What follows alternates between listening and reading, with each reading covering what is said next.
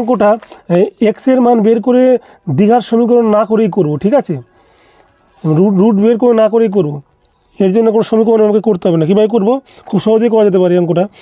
কীভাবে? প্রথমে জানি এক্স ধরেছি, এক্সের মান যদি শতকরা মান এক্স হয়, শতকরা লাভের এক্স হলে লাভের সংখ্যা মান এক্স, আর তাদের হচ্ছে ক্রয় মূল্য এক্স হলে পারে, এরা সমীকরণে বসালে এরকম আসবে, ঠিক আছে?